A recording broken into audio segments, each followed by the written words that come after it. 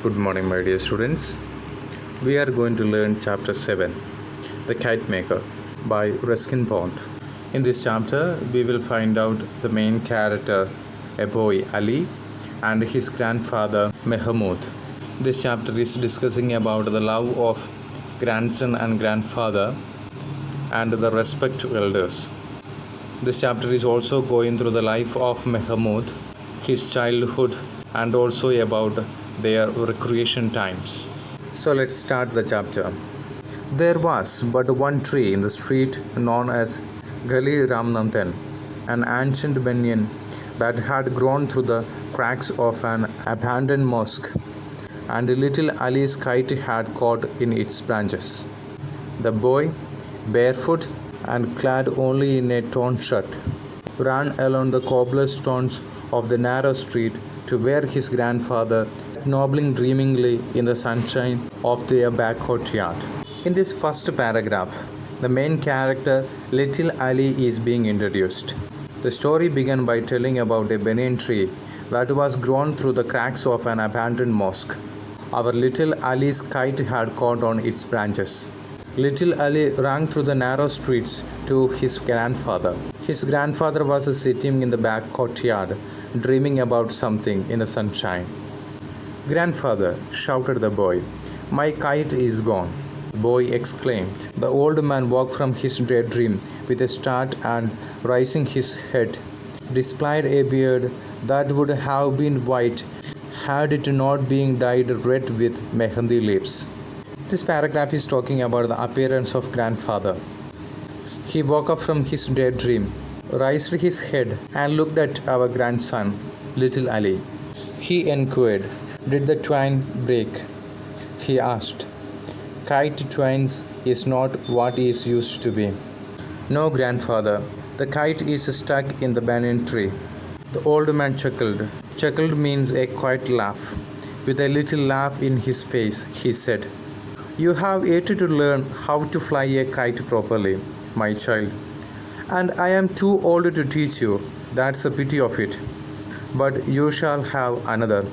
The grandfather had just finished making a new kite from bamboo paper and thin silk, and it lay in the sun, firming up. It was a pale pink kite with a small green tail. The old man handed it to Ali, and the boy raised himself in his toes and kissed his grandfather's hollowed out cheek. This paragraph is explaining about grandson and grandfather's love. When little Ali lost his kite, the old man was ready to make a new one for him. For that new pale pink kite with a small green tail, little Ali gifted back a loving kiss. "I will not lose this one," he said. "The kite will fly like a bird." Here, the flight of the kite is compared to that of a bird, and he turned on his heels and skipped out of the courtyard and remained dreaming in the sun. His kite shop was gone, the premises long since sold to a junk dealer, but he still made kites for his own amusement and for the benefit of his grandson Ali. Not many people bought kites these days.